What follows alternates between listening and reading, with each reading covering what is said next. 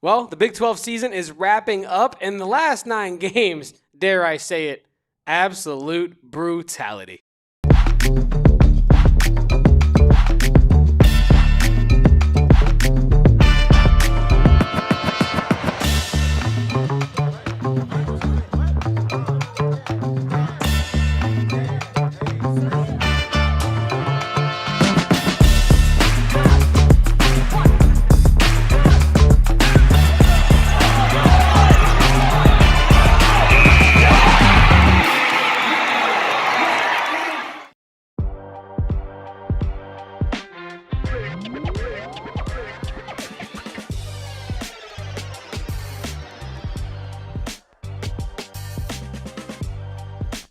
Welcome on into the AZ Wildcats podcast, coming to you live from Studio K, presented by our friends over at Circle K. I am your host, Damon Fairall. I'm with my main man, Kevin Thomas.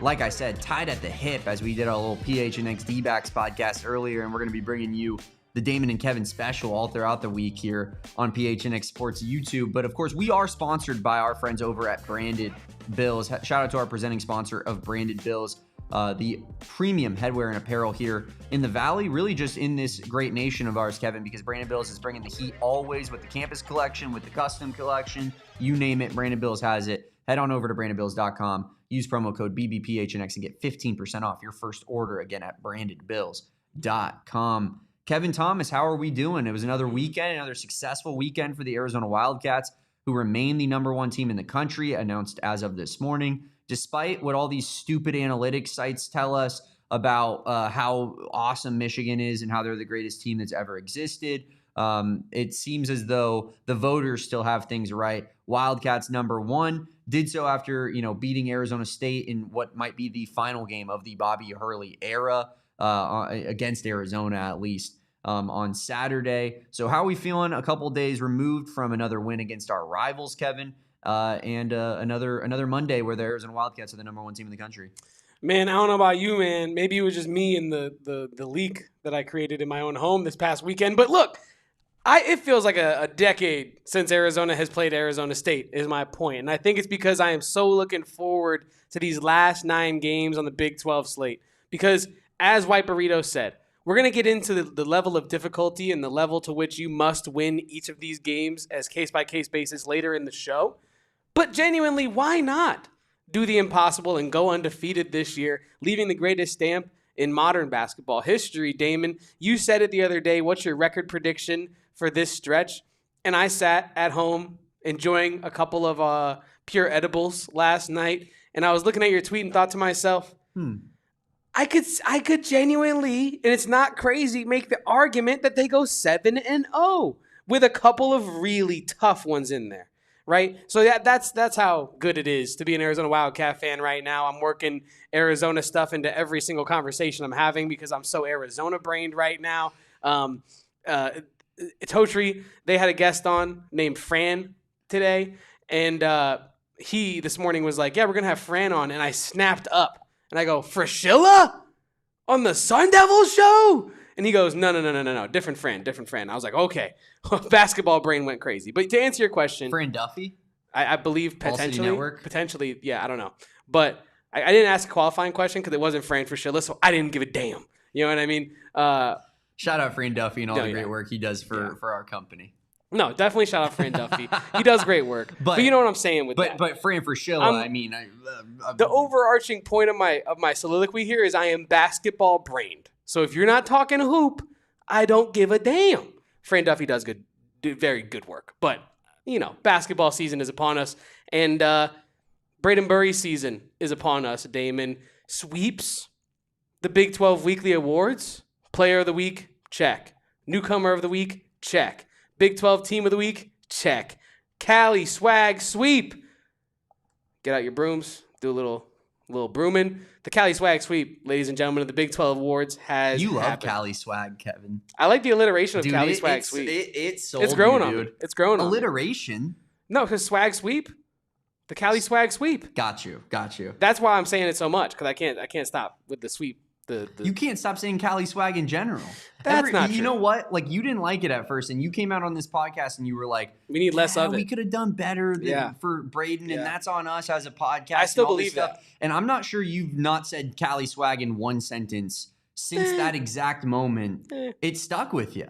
You love Cali-Swag more than Brayden Burries' family, the Slam U people that came up with the entire saying. Like, you're number one Cali-Swag guy in the world at this point. I know you want. I want you to know. I'll concede that I have gone from disliking the Cali-Swag nickname to, at a minimum, I like it. It's fine now, but I still stand true to my point, and that this is what Bill is reiterating here in the chat. There just has to be a better nickname for Brayden Burries than Cali-Swag. I stand on that.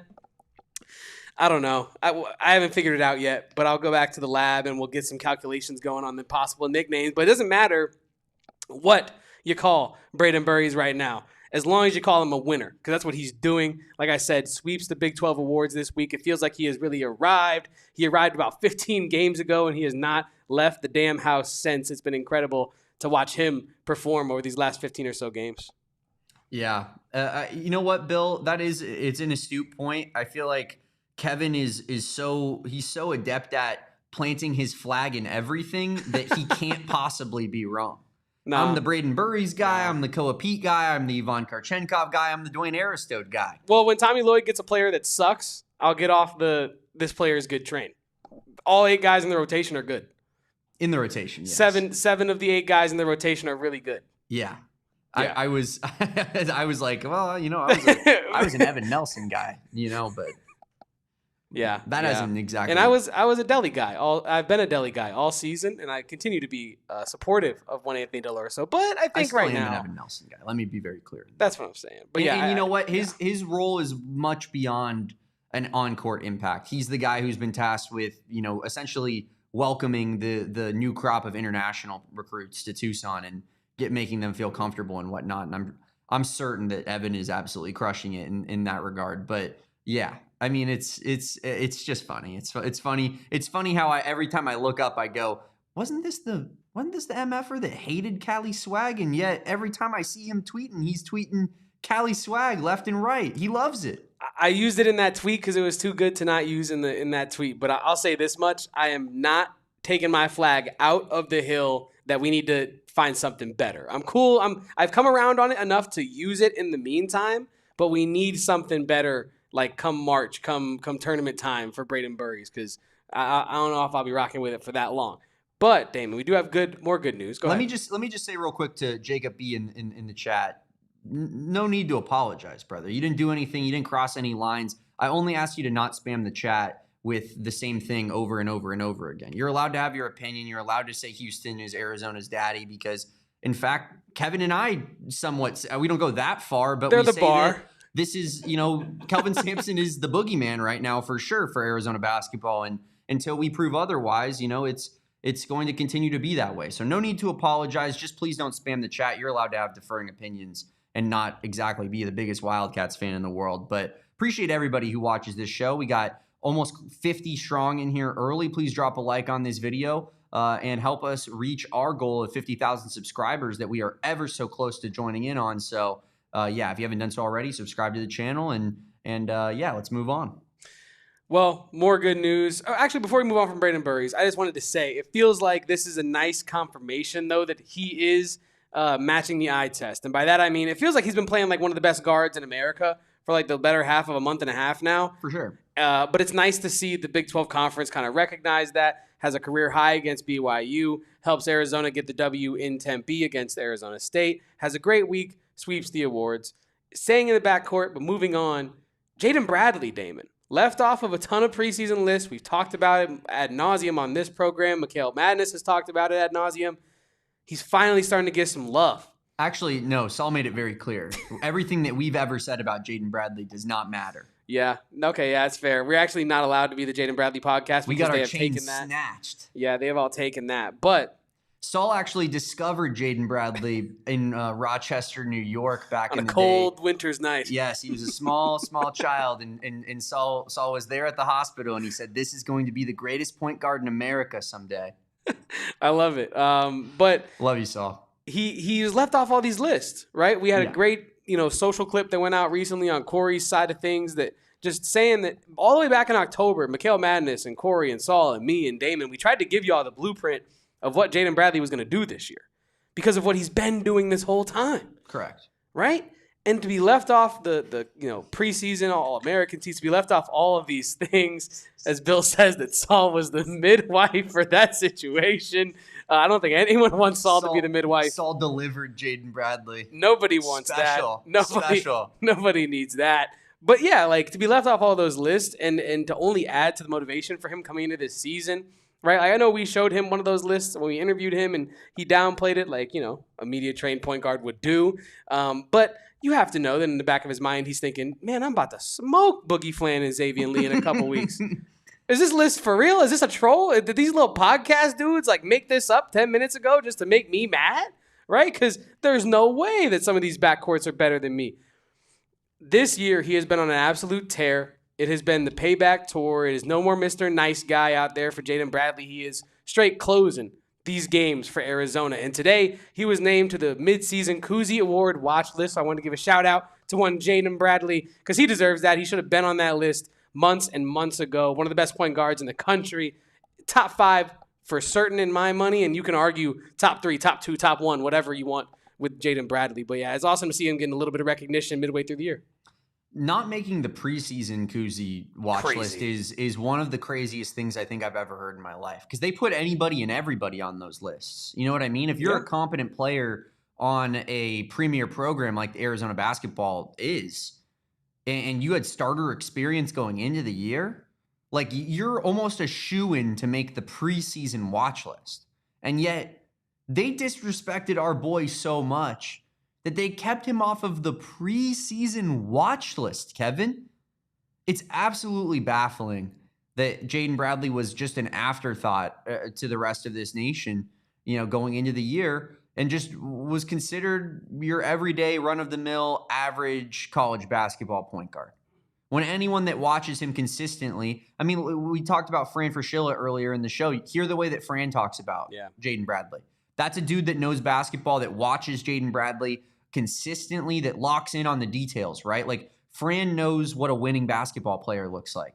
And Fran might pick Jaden Bradley over every other point guard in America if you really, tasked him with that purpose. Now, maybe he takes Brayden Smith, maybe he takes Kingston Flemings. You never know. Like these are guys that are also extremely good basketball players, right? But I certainly know that Jaden Bradley would have been in the conversation for a guy like Fran Fraschilla. And that's someone that is tangibly watching these games, not just, oh, I'm Andy Katz, and oh, he averaged 11 points per game last season, so he must not be that good offensively. Like, no, watch the games, man. Turn on the tape. I hate to be a turn on the tape guy, but I'm watching Jaden Bradley on a nightly basis. Bring it on both sides of the basketball. Bring it from a playmaking standpoint. Bringing it from a clutch shot-making standpoint, from a defensive standpoint.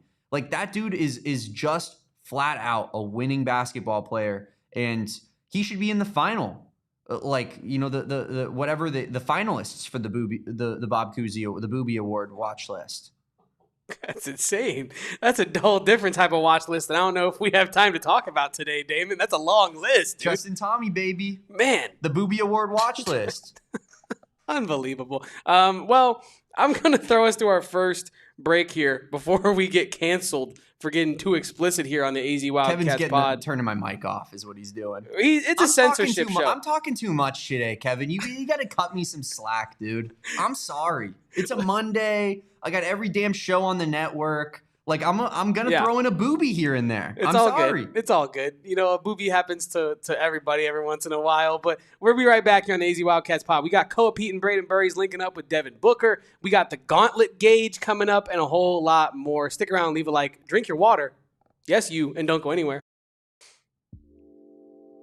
If you don't know this duo on the bottom left of your screen, Mark and Alexis Breyer, then you are not a Valley resident, or at least you have never heard of the husband and wife law team. And if you do need their services, please call this number at 602-783-8841. Now, why choose the husband and wife law team over all their other competitors? It is because these are specialists in the game. I've said it once, I'll say it 1,000 times. If you need a 3-point shot made, you're not going to go to me or Damon. You're going to Steph Curry. right? You're going to Klay Thompson. You're going to the guys and girls at the top of their field, doing it at the highest level, and that is exactly what the husband and wife law team are getting down and getting into. And they actually go to trial. They're trial lawyers. So in case your case ever needs to go to trial, they are ready to do that, and they know their way around a courtroom. They're bringing hundreds of years of experience combined on this law team, and not only is it about results, it's about the people as well, because they've raised their 8 children out here in the valley, and they want to make sure that you feel taken care of. That's why they guarantee a couple certain things, like you as their client has the right to understand that they, as your lawyer, will give you both the strengths and the weaknesses of your case to make sure you're dealing with a full deck of cards. So if you need or have been in an accident and need a serious injury, law team, the husband and wife law team are the only people to call. 602-783-8841, or visit that website in our show notes below. Shout out the husband and wife law team, and shout out the Don, Kevin, because it's Don Julio time in the Valley, and you know that the Waste Management Phoenix Open is starting tomorrow. That's right, tomorrow, February 3rd through 8th through Sunday. It's the greenest show on grass, the loudest show in golf, you name it. It's so much fun. The greatest party in putt-putt. Yeah, 100%. the best party in putt-putt world history, but Don Julio just elevates it to an entirely new level. Just takes it to an entirely new place, right? Because what better to celebrate your time out there at the Waste Management? We all know we're getting rowdy, we're having a fun time, than that top shelf tequila, Kevin, like Don Julio. They got 2 different setups out there at the Waste Management Phoenix Open, one on hole 12, one on hole 5. Let me tell you about what they got going on each of those holes. On hole 12, you can get a margarita on draft, take a photo with the Don Julio truck, and even get a complimentary water. And then on hole 5, you can go for the personalization station, product samplings, elevated Don Julio cocktails, and so much more. Keep an eye out, as there will be more announcements to follow on how Don Julio is helping you make the most out of your WMO experience. And you might even see a PHNX Sports personality when you go out there looking for some Don Julio folks. So head on out there to the Waste Management Phoenix Open, elevate it with Don Julio, and have so much fun when you're doing so. Stay hydrated as well. Our friends at Don Julio want you to stay hydrated, or remind you to stay hydrated, but take it to the next level with Don Julio. If you're planning on attending the tournament this year, make sure to visit our friends at Don Julio across the venue and tell them that PHNX Sports sent you. Man, shout out to the Don Julio. And shout out to everybody here in the chat. Like Damon said, 52 strong early in the show. We got more to discuss. We're going to keep it rolling. We got a jam-packed pod. Last night, Damon, the great, the one, the only, the Erica Lee Day hit me up. Damn near in the middle of the night, sent me a screenshot of Peat and Peat and Burries out with one Devin Booker, and we put it out in the social media streets, and god damn it, did it go crazy. PHNX Wildcats, you see it over there. Peat, Brayden Burries linking up with Phoenix Suns guard Devin Booker. And on the right, a couple hours later, I think, maybe even this morning, maybe, I don't know. Booker's a busy guy, I guess, not playing basketball. But he reposts it, trying to farm aura off of these young college kids. He sees the motion that our tweet got and said, oh, hold on now. Hold on now. These kids seem to be superstars. How can I get some of the rub from these two the college stars, Damon? But I joke. Ultimately, just pretty cool to see 2 of your top stars getting recognized by James Harden on the night of the game, recognizing Peat for his high level of play, and then Devin Booker, posting the picture onto his own page after. I think aura is right, Kevin. The fact that these guys are still in college and they have the level of respect that they seemingly do from stars, James Harden, Devin Booker, guys who are probably going to be Hall of Famers when it's all said and done. James Harden, absolutely. Devin Booker, I would say, I would venture to guess that he will be one as well. I mean, that's special company. And Peat, like, he's obviously a Valley native. He's been in and around the Phoenix Suns probably his entire life, and I'm sure that Devin Booker is somewhat of a personal hero of his, given that he's the basketball star of the city that he grew up in. And then Brayden Burries is a guy who has drawn a few Devin Booker comparisons here and there, Kevin. And I know our guy, Beer Down, has been saying it for months here, screaming at me and Kevin every chance that he gets, going, he's Devin Booker with a 3-point shot. And Kevin and I were like, all right, crazy guy, why don't you calm down a little bit? And then now Kevin and I are sitting there going, it might be Devin Booker with a 3-point shot. And the one thing that I specifically jumps out at me in terms of that comparison, Kevin, is that Booker is so strong for a guy his size, like a guard his size, right? And the way that he attacks the rim and the way that he bounces off contact. And Brayden Burries, I'm getting the same vibe from him when the way that he attacks the hoop. The way that he like looks for the contact and almost initiates it and bounces the guy off of him to get a better shot and a better look at the rim. And then you look at that picture, and what do you see? You see Brayden Burries looking like he's every bit as big as Book, if not bigger. And Book is a big shooting guard, and Brayden Burries looks like a big boy in that picture. So I think that I've been feeling a lot better and better about Brayden Burries' his NBA prospects. Game by game, it feels like, where it's like, okay, this guy's gonna be a mid first round pick, and he's probably gonna be pretty good in the NBA. But yeah, I think that you look at things like this, and it almost just leads a little bit more to just feeling confident that he is every bit the blue chip player that we thought he was going to be going into this season, and it took a second to prove that. But man, do we have a special guard in Brayden Burries. I mean, you bring up the size thing, and I'll throw up the picture one last time here, because usually when you see these type of weird, like, oh, this person's actually taller than this person, or what type of, it's like a perspective optical illusion, right? Like in regard to where the camera is and where these guys are standing. But it looks like this is about as like, if anything, Burries is slouching. It looks like to lean over and give a little cool peace sign to, to Oramax a little bit, right? But D-Book, Brayden Burries, one in the same. You heard it here first on the AZ Wildcats pod. If you didn't have that photo, you really couldn't say you've ever seen him in the same room either. It's kind of a crazy thing you got going on. I had someone on my Twitter feed. I don't know if you also got tagged in this, Damon. They did what was it? They did like an AI, like a Grok thing to that photo and said like, give Brayden Burries Devin Booker's haircut. I'll leave it at that, Damon. And it looked just like him. We're moving on because I don't want to get out over my skis. He's still a young man. Putting Devin Booker expectations on him is crazy. And I'm not all the way there on the actual player comp, but I'm kind of all the way there on the vibes. When we had Tyler Rucker on last week, we talked a little bit, and I mentioned that 2015 Kentucky team where it felt like almost all those guys couldn't get all the touches, right? Like there's only so many mouths to feed on any particular night where, they're just winning every game. Like they went undefeated in the regular season, which is very seldom been done in modern college basketball. And, they have guys like Karl Anthony Towns, perhaps the greatest shooting big in the history of the NBA, taking like 1 3-point attempt the entire season. A guy like Devin Booker was kind of a spot up shooter rather than an offensive initiator, right? Like, and I'm not saying that Brayden Burries isn't being tasked with, like maybe his full role or Peat either, but I do think that you can draw some comparisons of like, there are so many mouths to feed. There are so many high-level college basketball players / future NBA players. And, I do think that there's maybe a chance that like a team gets a really good value pick on a Peat and a Brayden Burries because they weren't the focal point necessarily of the offense. And they are focal points, but they're not the focal point like they would be at maybe another program. And so you could be buying a little bit low on a guy like Brayden Burries because he didn't have to be special early in the season.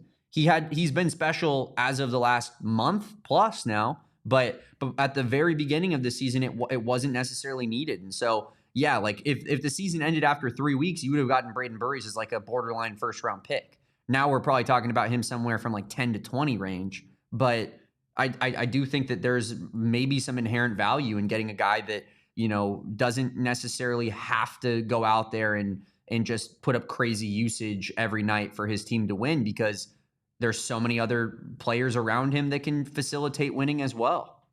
I do agree. I think it's a good take, not only by Tyler Rucker, but by you as well, Damon. Thanks, man. One more thing on the Peat Brayden Burries of it all. You see in this photo, Peat still rocking the Band-Aid over the eye like he's Nelly from back in the day. That is some high fashion right there. And we all might be surprised, or maybe surprised is the wrong word, but taken aback by just how physically similar Devin Booker and Brayden Burries appear to be in this photo. But one man is not surprised, and that is one Bobby Burries, who responded to our tweet saying, he's listed at 6'4", but we know he's taller. Big guard you, with a very approving okay hand emoji there. So, hey, he might be 6'4", but if the Burries family has done the measurements, he might be like 6'6". Who knows, Damon? Who knows? I mean, if you count the fro, we're adding a couple inches with the fro for sure. Oh, for sure. Yeah, definitely for sure. Bobby Burries, friend of the program, Kevin. Bobby Burries, friend of the program. Brayden Burries, friend of the program. Peat, known friend of the program. And yeah, Damon, one more thing. When there were some ASU fans, Kevin, by the way, as well, that were maybe taking a couple of shots at Pete looking at that picture. What do you even think they're referring to? Mental illness? Not feeling good enough about themselves, rejection, handling rejection improperly. It really is though. Like they're this will be like a quick little 30-second soapbox moment for me. We're not going to make it too much on this, but like there really is just so many times on social media where you're seeing like people respond to either something I post, you post, or someone else posts, or some quote tweet that they throw out there where it's like, man, just like put the phone down. You had to let that one fly? Put the phone down, go outside, reach down, touch grass, drink some water, soak in some sun, talk to a loved one. Get off the damn internet, bro. Arizona football brought in a new punter in Chase Ridley because the punter that they had brought in Ryan Harris from Washington State was denied his fourth year of college football eligibility, which is a disaster considering that he was a normal student for 1 year at a different school. Then he played 3 years of college football and now is not being allowed to extend that and play a fourth year of college football, and feel really bad for that kid. But Arizona had to pivot. They had to bring in a new punter. And so they bring in Chase Ridley. And I got Arizona fans in the replies of a tweet that this kid is tagged in. This kid is tagged in the tweet. And you got people being like, Arizona fans of the team that we supposedly root for saying 41 yards per punt, that's effing pathetic. Like, dude, he's going to see this. Put the phone down, as Kevin says. Take a couple deep breaths.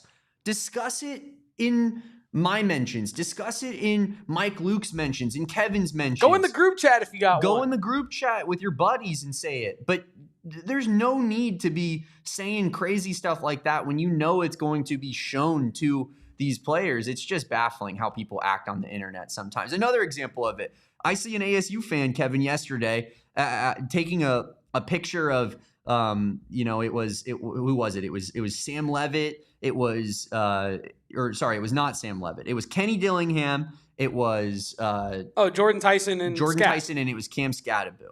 And the tweet effectively said something like, here it is, the entire cause of Sam Levitt's success in this photo. It's almost like some people had been trying to say that for months, a year. Literally. For how long, Kevin? And what were we called? How were we treated for having opinions that differed from the ASU like hive mind of, this is the best quarterback in the country, he's going top 10? And you're like, is he? Because he can't throw a simple pass. He doesn't know how to make his second read. Like, he's super dynamic. And yeah, when he breaks 3 tackles and makes a throw on the run 45 yards down the field to the best receiver in college football, it looks great. But if he has to do the normal things to be successful, what does that look like? And yet we were treated as if we were criminals for having a correct opinion about a football player. It's baffling the things people will say on social media. And it's baffling. You look at that picture and your first thought is, Pete won't make it in the NBA. Yeah. It's insane to think that. You look at this photo and think the largest man in the photo on the left is the least likely to be good in the NBA. I understand the one in the middle is already very good in the NBA, on track to be a Hall of Famer. But you understand my point, right? It is lunacy. It's crazy. Go touch some grass. But you say it's baffling, Damon. To me, it's baffling how good the Big 12 Conference is. You had this come out today, a new AP poll, the new top 25 for this week. Arizona number 1, Iowa State number 7. You got 6, count them, 6 Big 12 teams ranked in the latest AP top 25. Leading the nation again, says the Big 12 Conference parenthetically. And I will add, double parenthetically, where the hell is UCF at, Damon? Yeah, they belong on there after beating Texas Tech. What? UCF should be on this list. I don't know, but there should be 7 in UCF. UCF should be on here. But I brought this up to bring this up. We're about to get into what I've called the Gauntlet Gauge, right, which we'll explain here in a second. But Arizona, against those 6 teams, well, I guess excluding themselves, against the other 5 teams, they have 6 of their remaining 9 games. So 6 out of the 9 games, you got some of the top competition in the country. It is an unbelievable gauntlet. We thought the non-conference was crazy. No. This February-March run is going to be unbelievable. But like I said, UCF should be in there. 17-4. Their losses, Damon, number 1 Arizona, number 7 Iowa State, number 15 Vanderbilt, and Oklahoma State. UCF, now I'm getting this from Barstool UCF, has wins over number 11 Kansas, number 13 Texas Tech, Tennessee's 15-6, Louisville's 15-7, St. John's is 16-5, Arkansas is 16-6, and they're all ranked above UCF. Give some respect to the Knights, man. Formerly the Golden Knights. Give some respect. That's all I'm trying to say. But it's crazy. It's going to get crazy. I'm with you down the completely. stretch, getting nuts. And as Kobe says, what do you think about, and I've seen him tweeting about this on Twitter, friend of the program, Kobe, of course. But Kobe has been saying, how about the BYU win against a decent team challenge? Level impossible. Any thoughts on that? Man, let's see how they do against, like, they got Houston at home coming up. Oklahoma State's that is decent. Like, that is, like, beat decent school challenge. They really haven't. They've really either played bad or really good teams. As Jervis says, they don't even have a quad 1 win. Yeah, that's what I'm trying to say. Like, they really don't have that top end stuff. I don't know, man. That's a curious case. Because they almost beat Arizona. They almost beat Arizona at their own Super Bowl on their home floor, Kevin. So that counts as a win, moral win. But also, like, being in the Big 12, like, I don't know. I feel like we know that they're ranked quality, right? They are. Am I insane? They are ranked quality. I don't think that they should be unranked. I just think that they're clearly a step below when they're just losing against every solid team that they play, essentially. That's fair. I think maybe bottom half of the top 25 would be more fair than 13, which is where I think they're currently at. But yeah, Damon, the schedule is absolutely getting crazy. You got 9 games, and me and Damon are going to break them all down on this here device, the Gauntlet Gauge. Dun, dun, dun. We have 3 categories, from easiest to most difficult. On the left, you have gotta have them games. These are the games where if you lose, we're talking on the post game about how embarrassing that result is. Then you got your tough tests. The games where you probably should win, you could win, but if you lose, ultimately you played a great opponent, and this is the damn Big 12. It's very hard to go unbeaten. And then these are the title tests on the far right. If you win these games, you're proving not only do you have Big 12 championship caliber, you got national championship caliber, and it is not fake. So me and Damon are going to break all that down after our second break here on the AZ Wildcats podcast. Free, ad-free, smooth sailing the rest of the way after this. Stick around, leave a like, don't go anywhere. If you want all of the fun of Las Vegas, but none of the frill, none of the fluff, none of the disgusting smells, or some of the disgusting sights that you might see out there in Las Vegas, Gila River brings the Vegas to your backyard. Whether it's exclusive concerts, DJ sets, extended edition, showgirls, which Saul Bookman did not know that they had at Gila River, and limited time only. They're going to have showgirls there. Chef-driven dining, pop-up bars, the list of experiences at the 4 Gila River locations out here in the Valley is truly never-ending, Damon. You could spend a whole year at Gila River Resort and Casinos and not even see everything they have to offer. They bring the Vegas, only at Gila River Resorts and Casinos. Visit playatgila.com for their full calendar of wonderful, immersive events.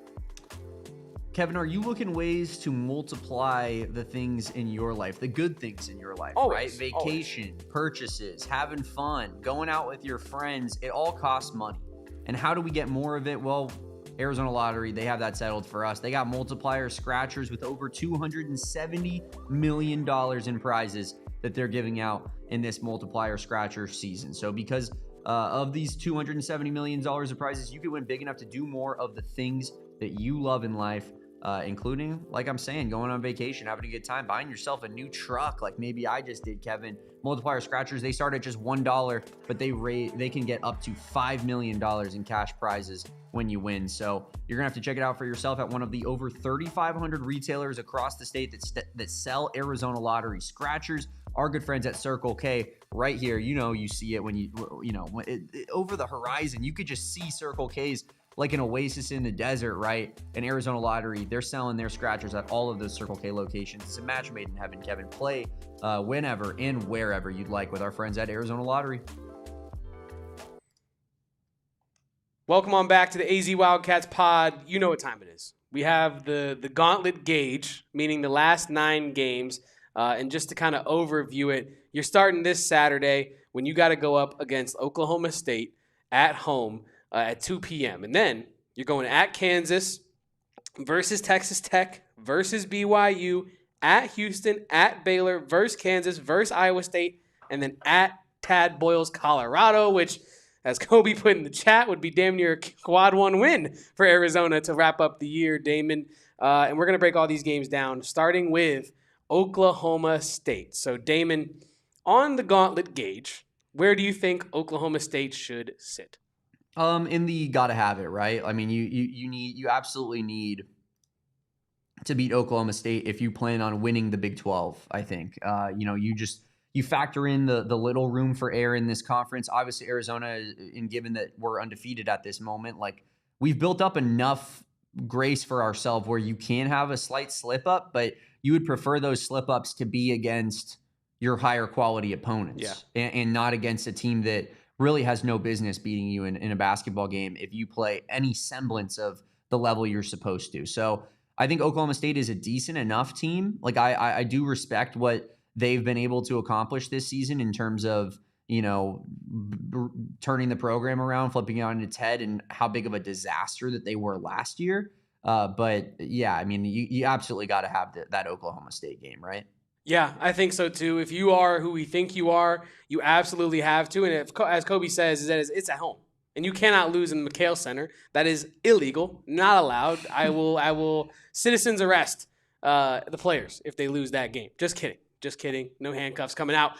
On the road at Kansas. Now, if you are a member of this channel, if you get access to our members only content, you already know how me and Damon feel about this matchup. This is one of the toughest matchups left on the schedule. Honestly, one of the toughest matchups you can possibly conjure up for any team in any conference across the country is going on the road to Fog Allen, facing Bill Self and his Kansas Jayhawks, with maybe the best player in the draft in Darren Peterson. In my opinion, Damon, this is a title test. I think if you go on the road and you beat Kansas in their own house, you are talking about not only proving your Big 12 championship caliber, you are proving national championship caliber. We saw what happened when BYU went in there. It was a slaughter. Darren Peterson was dunking on even everybody, including the equipment manager, in that game. And he only played a half because the associate AD walked down to the court, met him outside of a timeout, and said, "Hey, man, talk to the agent. You're good. You're sitting." "Oh, I'm sitting?" "Yeah, no, you're sitting. I'll tell Bill." "All right, sounds good." And then he sat his ass down and they still won the game. Richie Saunders tried to go off. But point being, that's a title test, Damon. Do you disagree? Yeah, no doubt about it. I think it might be the toughest game that is on the schedule from here on out, because that, when you go to Fog Allen Fieldhouse, you almost expect a loss. It really is that special of a venue, that crazy of a home court advantage. It's number 1 in the country, right? If I'm putting a gun to your head and I'm saying last place you want to play, Kevin, is that not the answer in the entire nation? Yeah, it's definitely, it might be the answer. It might be. I think that, you would certainly, throw Duke in the mix maybe. There's probably some Big 10 venues like in Indiana that's probably pretty special. I know their fans are absolute nut jobs.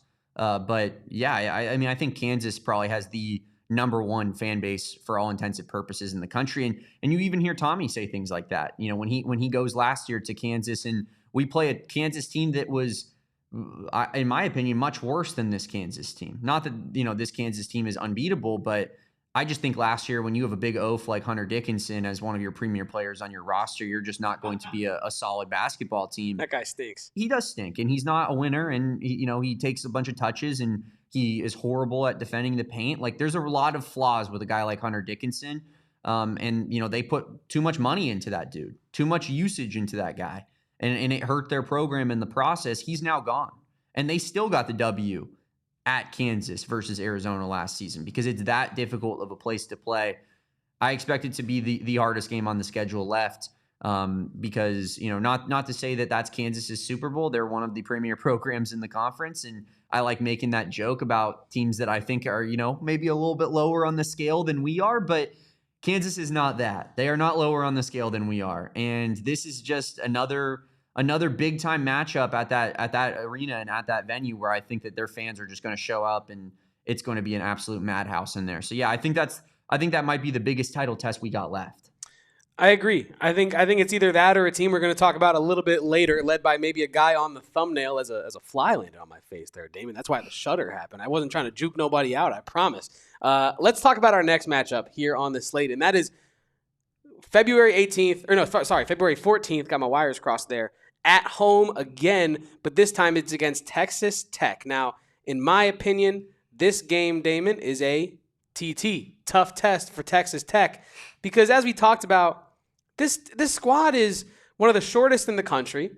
This squad is maybe, they do have great starting lineup depth in my opinion. I do think it's kind of underrated what their starting lineup outside of JT Toppin and Christian Anderson can bring to the table. Donovan Atwell on his best nights can really help you win some basketball games, but I don't think they have the size, the depth, or the physicality to match Arizona, especially at home. Now, I preface all that to say this, Texas Tech, you saw the description of that tough test bar. You could win, but that's a great opponent. Any night, JT Toppin could go for 30 and 15 and end your undefeated season just like that on your home court. Iowa State came this close to beating you at McHale last year. You think JT Toppin and Christian Anderson are not as good as last year's Iowa State team? I defy that. So I think this is a tough test, but as we saw against them with UCF, they're not quite in that upper echelon that makes me think, if you beat Texas Tech, you should be a shoo-in for an Elite Eight or better. Yeah, I think Arizona got the better of Texas Tech last season as well when we played Texas Tech, and you saw that in the conference tournament, you saw that in the regular season, and they got a great squad and they have star power, as much as any other team in college basketball. On any given night, you could see a pick and roll 2-man game of Christian Anderson and JT Toppin as the reason that you lose, right? But I agree with you. I think that Arizona matches up well against them from a depth and from a size perspective. And yeah, it gives me confidence that the Wildcats are going to get the job done at home against Texas Tech, but it is certainly a tough test. Next up, before we move on, Kobe says in the chat, the issue with Tech is that if one of Anderson or Toppin don't play better, they cannot win tough games. And that's why, in my opinion, they stay out of that title test category. If they had a little bit more depth, a little bit more top-end talent like Arizona does, now we're talking about a team that really, really makes me shake in my boots. Brian Edwards says, Tech is similar to BYU. They will have the most dominant player on the floor, but they will not have the most dominant team. And I agree with you. And speaking about one AJ DeBonsa, the next team on Arizona's schedule after that Texas Tech game is coming to Tucson, and it's AJ DeBonsa and BYU. Now, you just got out of Provo with a narrow victory. You should have had a much more wide margin of victory, but you let them get back into it. Gave him a ton of confidence, I feel like, at least to end that game. Mm-hmm. AJ DeBonsa feels like he lost by 3 on maybe his worst night of the season. Where are you at with this one? Is this a tough test? Got to have him, or a title test? I think it's a tough test as well. I think it's in the same spot as where we got Texas Tech. I think that these two teams are pretty comparable, honestly. I mean, they have very upper echelon star power when it comes to college basketball. Both of these games are at McHale, which I think anytime you're at McHale, you feel pretty good about your chances to get the W, right? And that certainly checks out over the course of history, especially when you have these really, really elite Arizona Wildcats teams. And yeah, I mean, you gave BYU a lifeline, if you will, in that last game with the way that you let it end. Whereas I think that if Arizona goes on to win that one when they were up 15 to win by 20, all of a sudden, BYU and their fans probably feel pretty demoralized coming to Tucson to take on the Wildcats in that next matchup. But yeah, you're right. Now I think that gave them hope. That gave them a lifeline of sorts. And so, yeah, it's a tough test still. Absolutely. Always would be, even if it was a 20-point win. I'm going to keep my respect towards BYU, which is a ranked opponent. But yeah, I don't think that it's quite the level of what a title test is. I agree with you. And if you are in this chat right now, talking ball with us, we love you. First of all, we appreciate you. Make sure you're taking care of yourself, drinking your water. Happy Black History Month. Leave a like on this video for me and Damon. Damon's pulling not double, not overtime, triple over, holiday, double pay time. I don't even know what type of hard work Damon's putting in. So leave a like on this stream for my guy Damon Dog, working himself to the bone this week for Super Bowl. And let's move on to the next team on our schedule at Houston on ABC, 1 p.m. Saturday, February 21st. Man, what a game this is going to be. Arizona versus Houston. Tommy Lloyd versus Kelvin Sampson. Kelvin Sampson has been a dominant force towards Arizona and towards much of the country since his time at Houston has really started to roll here. He's really got his momentum going. This is a tough one. This is a really tough one, at least to win, not to place. This is for sure a title test. Yeah, there's no doubt about it.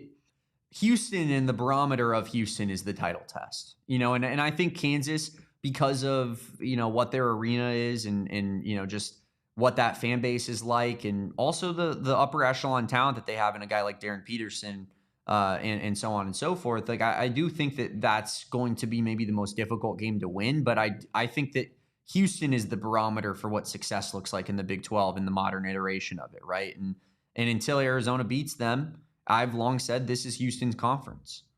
I want it to be Arizona's conference. I want it to be Tommy Lloyd's conference, but Kelvin Sampson has 3 Final Fours and has won both of his first 2 years in the league.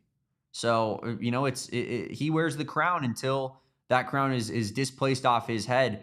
I think, this Houston team is obviously fantastic. They play like every Houston team does. They have, Kingston Flemings, who's nails. They have Milos Uzan, who was the reason Arizona lost both games essentially to Houston last year. Because the boyfriend of Mike Bibby's daughter as well. Yeah. Connections.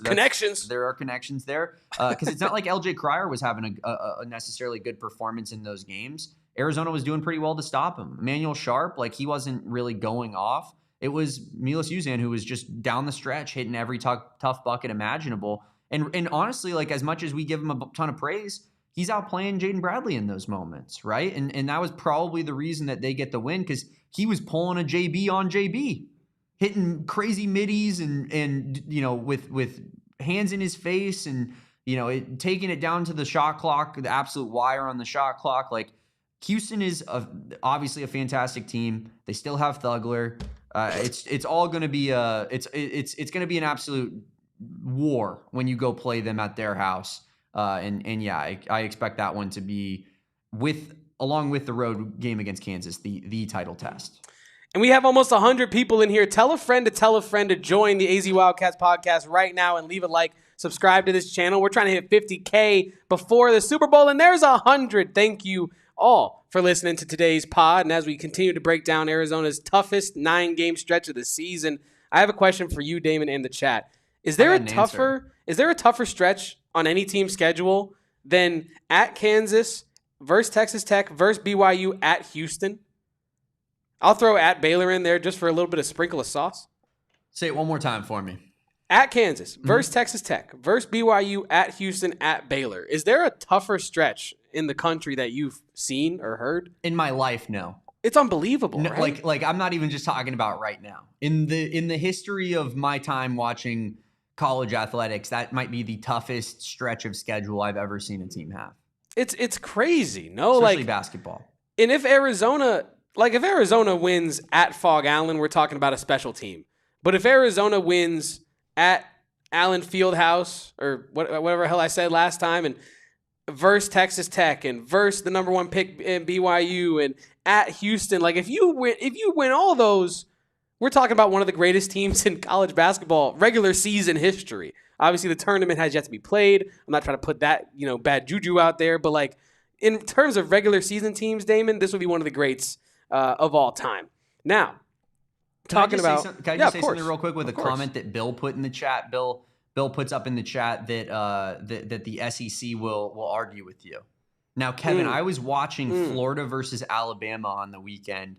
As it was the we lost to Arizona Bowl that they played this weekend, and Florida absolutely dog walked Alabama, and Nate Oates loses again, and the world rejoices.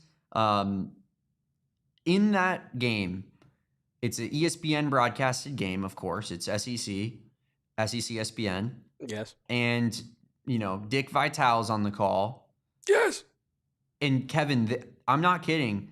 They're talking about the SEC as the premier college basketball conference in America on the broadcast. The Big 12's not the SEC, baby. That's unfortunate. It's really unfortunate. They literally are sitting up there going, and the high-level athletes that we see in this conference year after year after year as SEC basketball just continues to rise and meet up with its football expectations and level. And you're sitting there and you're going, what teams are you talking about?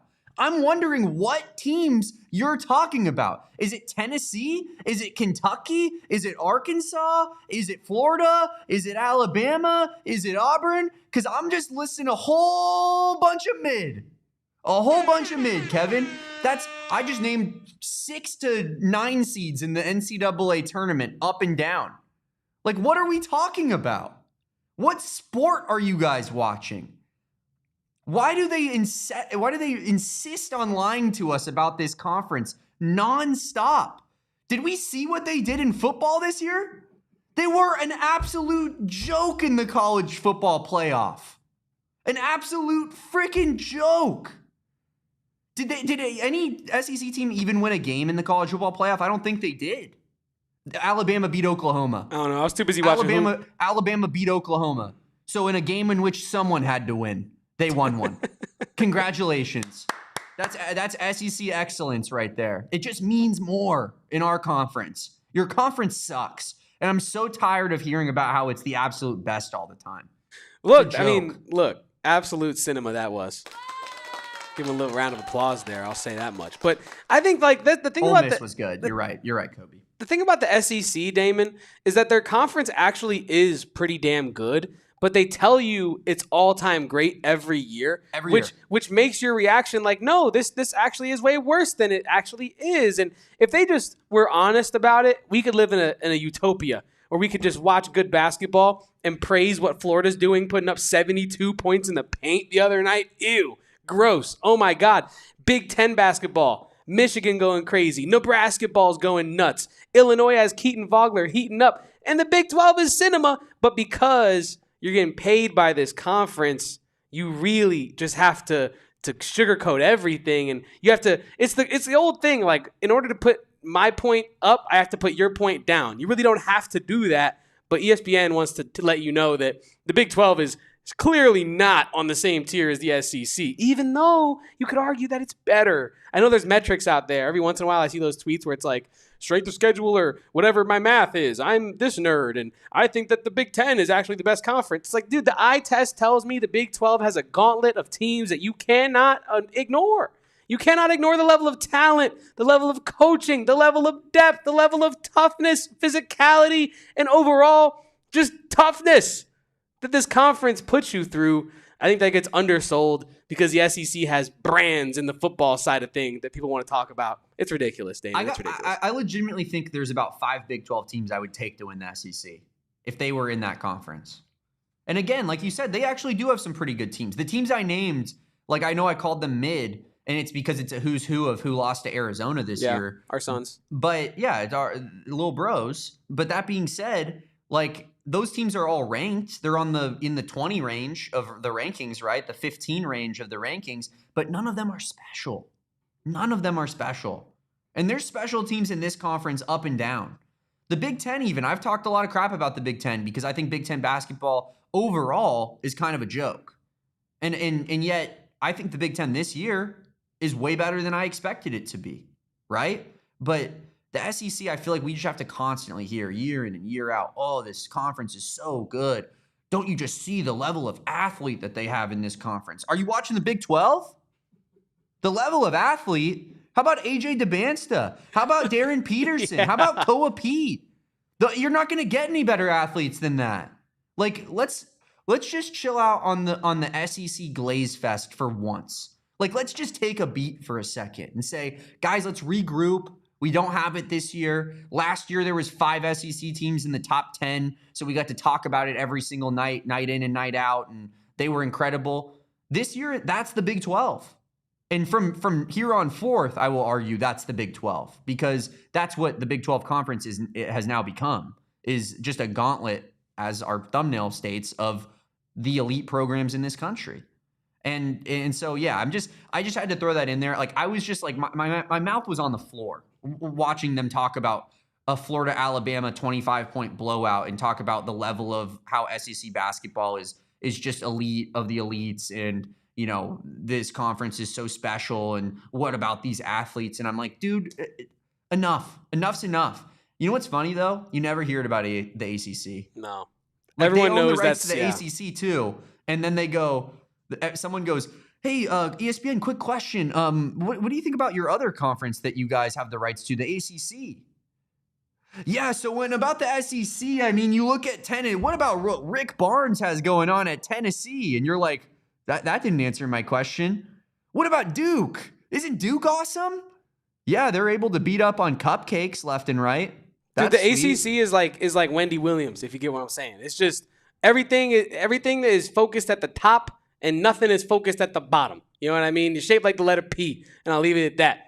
But yeah, the ACC is just mid, and then big brands and big money at the top. No? Yeah, it's mid as crazy. Hell. Yeah, it's pretty mid.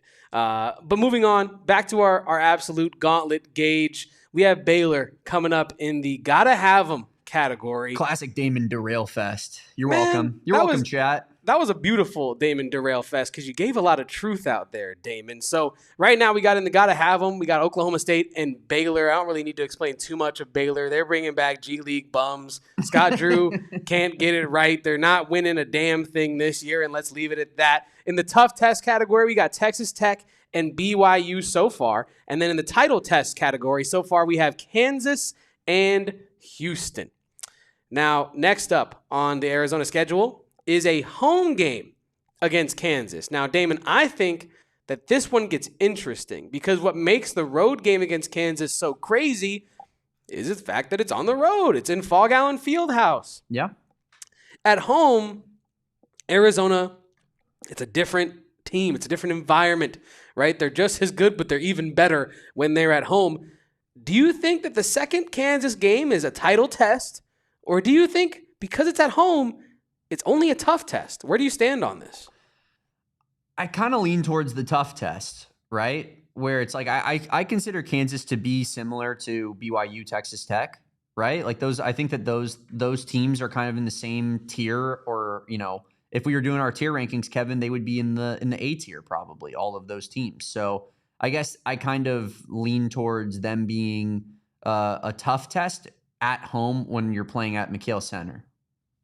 I think this is a tough test too. I was kind of doing my prep for this last night, and I was like, Kevin, are you a damn fool for underestimating what Darren Peterson can do just because it's in McKale Center? But I honestly believe that Arizona is the better basketball team. I know Kansas is playing at an incredible level right now, and they do have incredible roster talent.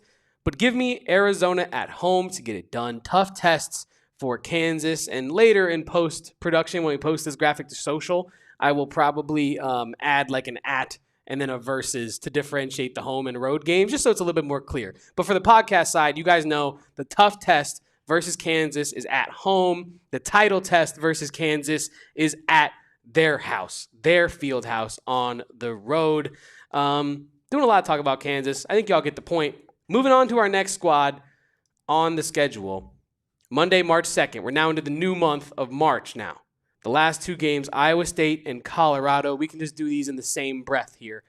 Iowa State, in my opinion, as good as they are, that they're not kingmakers in my eyes. If you beat Iowa State, that does not... Is Cincinnati a title team now? Because they beat Iowa State at home. I don't think so. Arizona has Iowa State at home this year. I think this is a tough test because they are so good, but they're not kingmakers. Damon, do you agree? Yeah, I'm with you. You know what? I'm just going to continue the Iowa State disrespect train all season. If they prove me wrong and make me look like an idiot, then they earned it, right? Because I've been talking about Iowa State. I think they're a second tier team in this conference. I don't think that, despite their undefeated record at the time and that their second overall ranking, that they were anywhere close to being that good. I think they got some really solid players, right? Momcilovic, Lipsy, you name them. Like they have dogs, but I don't think that in Tucson that is going to be enough to beat this Wildcats team. Here's what I will say. The Caleb Love shot, as we talked about a little bit, on our members only video, Kevin, I think that makes TJ Otzelberger circle this matchup a little bit more. I bet before the season that was one they wanted back because they felt like they should have won that game and it should have been maybe their premier win of last college basketball season, and they didn't get it, right? So I expect this one to matter a lot to Iowa State and them to come out firing, especially given that it's at McKale again. and they feel like they were probably robbed of a W last season by Caleb Love. So you know what? I'm gonna just keep disrespecting Iowa State until they put my face in the toilet and give me a what do they call it? I forgot. I mean, you're getting bullied is what you're getting. A flushy. Flushy? Yeah, a booby. You're getting bullied is what you're getting, Damon. But look. Booby mention again. Number 2. Iowa Do your State, bingo cards, man. guys. I won't disrespect them the same way that you did. I think Iowa State is still one of the top teams in the Big 12 Conference. Now, there are a ton of top teams in the Big. It's a swirly. The chat is swirly. But I think Iowa State's still at the top upper echelon of this conference. I still think beating them is a great thing. Obviously I'm demeaning it from a sense of it's not the same as beating Kansas on the road or beating Houston on the road, but it's close. They have the depth. We've talked about this before. They have the depth that makes the matchup interesting. They have the level of balance that makes the matchup really, really good.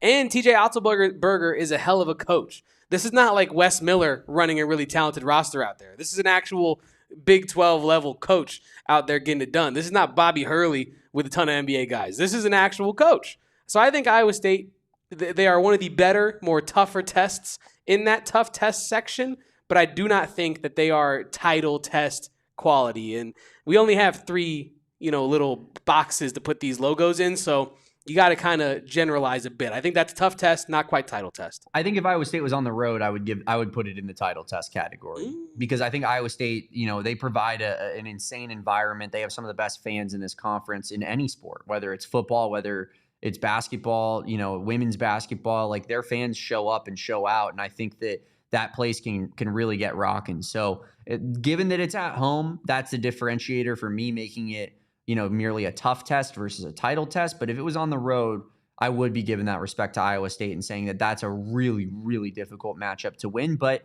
I do think Arizona's schedule, at least from the standpoint of you're looking at the top teams that you got left and how many of them are at home versus on the road, you have a slight advantage in the home games category. So that makes me feel a little bit better about Arizona's chances to pull off this conference regular season championship. Yeah, and for the record, chat, I don't know if this is the interpretation that's coming off, but in my opinion, I think that's going to be an incredible game. I think it's going to be razor-thin margins in that game, but I think we kill them. I think we own them. I think Iowa State stinks. I think they're mid. I think they're going to show us how mid they are. Losing to Cincinnati is not a good sign. I'll say it's not like a green flag, that's for certain. I don't know what color flag it is, but it damn sure ain't green. Last team on the list, last team of the Big 12 season, road against Tad. What's that on his face? Oh, it's a boil.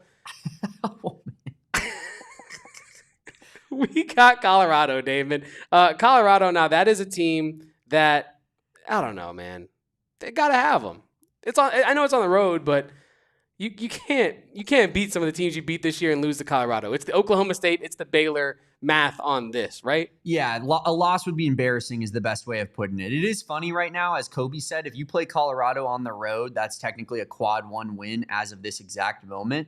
ASU was 2 spots, Kevin, off of being a quad 1 win on the road in our last game, for context. I'm starting to think this is fraudulent math. Or that the Big 12 is truly just that nuts. That's the type of team we're talking about here in Colorado. They're essentially, the caliber of an Arizona State Sun Devils team. Can't lose to a team like that. Because I've seen Colorado in person, right? For that second half against Stanford. I saw that. And I know I can't sleep on Brian Edwards. He is a good player, right? Doc. I don't know how to actually properly pronounce it, to be honest with you. But I just don't think Colorado matches the eye test. Like, I don't think that they're good this year. I don't think that they have a ton of talent this year. And I might like what they have in Bango Doc, but not much else, in my opinion, right? So, yeah, gotta have it. This is our official Gauntlet Gauge for the remaining 9 games of Arizona's schedule. Is decent. He is decent. He got, what is that, 17 points a game? Yeah, he's a freshman averaging 16.5 points per game on 51% field goal shooting. He's Dwayne Wade's godson. No big deal. No biggie. I mean, Dwayne Wade's own son is trying to get back into college, so I don't know if that's really the cosign that we need. But anyway, title tests. Here's a question, Kevin. Do we bring on Zaire Wade to sit next to Bryce James on the bench? No. Be part of the bench squad, mob? No. What if he wants a ring? Ask his dad. Gauntlet Gauge. We have title test, Kansas and Houston. Those are the games where if you win those, you have proven you are national title contenders. Tough test, you should win, but you're playing great opponents like Iowa State, Texas Tech, KU, and BYU. Now, got to have them. These are games where if we lose them, Damon and I are probably coming on the post game with some real bad humor, as Danny Gonzalez would say. Oklahoma State, Baylor, and Colorado. So that's it for the Gauntlet Gauge for now.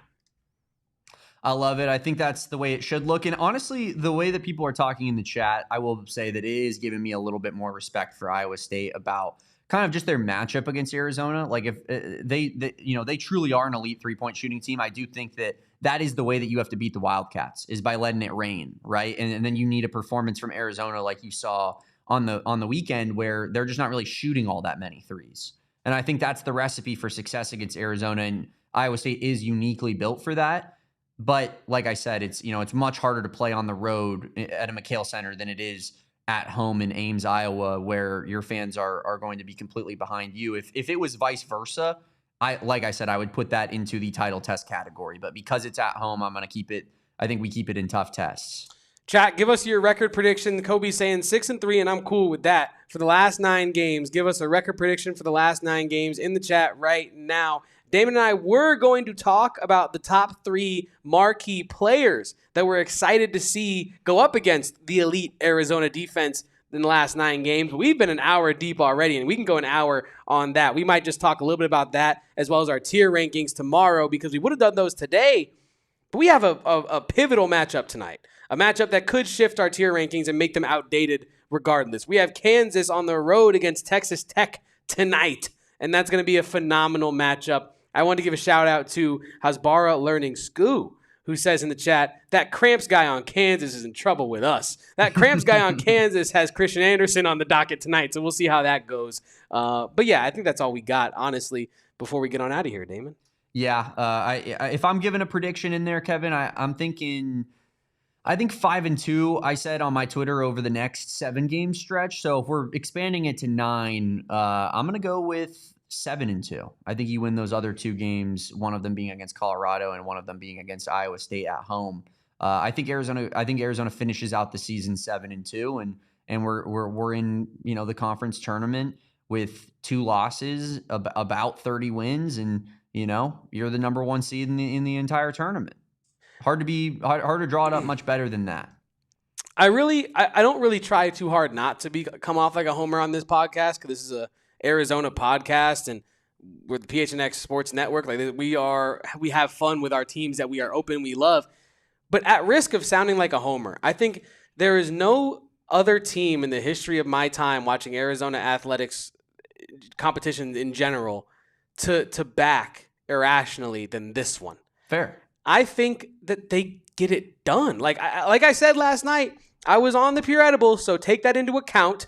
Take into the good vibes that I was having, all right? But I think that this team has something special to them, man. Like there isn't a massive gaping hole in this team where you're like, well, if I don't know, if Brayden Burries doesn't go off for 20, they can't get it done. That's not how it is. Oh, well, their bench stinks. That's not how it is. Oh, their coach can't coach. Oh, that's not how it is. Oh, their front court is small. That's not how it is. I genuinely think the only method is if we rain it from beyond the arc and they just make 2 threes or something like that. You know what I mean? Like I really think that's almost the only method to getting a W against this team. It's not impossible, but it's going to take a culmination of a lot of things in circumstances to make that happen. People in the chat saying 1988, and they understand that we were not around for that, but they are trying to say that this was another team that maybe we could back irrationally. And I will concede. I'll concede that much. That team when I was negative 11, it was so special, so special to me. But yeah, to wrap that point, like this is the one I'm taking my shot. I'm enjoying my vacation on the beach with this once in a lifetime roster. And I'm going to go 9-0 is my official prediction to end the year. If I was to be a little bit more realistic, I guess would be the word, 8-1 with your loss coming to either Houston or Kansas on the road. I feel like maybe you drop one of those. But like I said, I just don't see the issues with this team until that they're exposed by an opponent coming up. So until Arizona plays so poorly that I'm given a reason to pick against them, I'm good to not pick against them. Give me 9-0 to end the year. I love it, Cinema. Kevin. Absolute Karchenko. Yeah, inject it into my veins. I hope you're right. And you've been right the whole time. Like, I predicted a loss against Alabama and Birmingham. You predicted a win. You were trying to tell the people, hey, Oklahoma State, UCF, they're a lot better this year. I'm looking at their rosters. Kevin's just getting everything right on the money, left and right. So listen to the prophet. Kevin Thomas, the hashtag the prophet. That's a great NBA nickname. I don't know. That's your nickname, brother. Well, yeah, it's a great podcasting nickname. Well, that's all the prophet has for you today, Damon. But tomorrow we'll be probably doing tier rankings. Tomorrow we'll be talking about our top individual players going up against Arizona. The stars we're excited to see. We'll give a top 3 list to that as well. But thank you to all the support on today's episode. It's been incredible. The viewership has been incredible. If you're here and have not already, please leave a like. If you're this deep into the show, you have no reason to not like this video. You clearly are messing with something here. You're messing with the vibe of something. So leave a like. But Damon, do we got anything else before we get on out here? No, not really. Kobe, I know I put in the chat on Friday, how are we going to win some money on UFC? I regret to inform everybody that it was an absolute disaster card for your boy over here. Same here, though. Same here. I lost all my money. Yeah. And I was very confident going into it that I was going to get another W. I'm usually like one of my more successful ventures on the gambling streets is definitely UFC and making like a parlay that will hit. And it just was not the card for that. It was not the card for that this weekend. So disaster. It is what it is. But we keep rolling, and the Wildcats keep rolling in the process, Kevin. Number 1 team in the country. Michigan, go debate your mother. We don't care what you guys think about your stupid net ratings and your Ken Palm. This team's undefeated. This team continues to take care of business. Just because a couple decently close games against your in-state rival happened does not mean that you belong lower on those rankings, in my opinion. But, hey, we're in a battle with ourselves right now, Kevin. We're not in a battle with Mr. Ken Pomeroy or anybody like that. You just got to go 1-0, 1-0, 1-0, 1-0, 1-0, 1-0, 1-0, 1-0, and 1-0. And you're undefeated to end the year. It's about going undefeated in each individual game, Damon. That's all it is. No doubt Simple about math. It. No doubt about it. Please drop a like on this video. We appreciate the support. It's been so great today. AZ Catch G with the buzzer beater. $2. Good job, guys. That's my man, AZ Catch G. Always bringing it at the end of the show and always hitting just a clutch shot, right?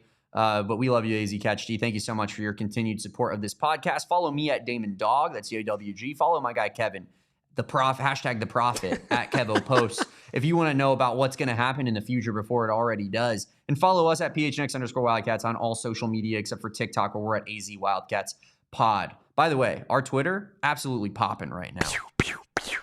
Shots, explosives, as in the words of the great Jonathan Gannon. But yeah, we're absolutely just firing away on our Twitter streets. So go give us a follow at PHNX_Wildcats, and we'll catch you tomorrow on a Tuesday edition of the AZ Wildcats Pod, right here on this very same channel, 2 p.m. In the meantime, like this video, subscribe, and we'll catch you. Peace out, bear down. And go Cats. Let's make some history during Black History Month. We all silly like the mayor.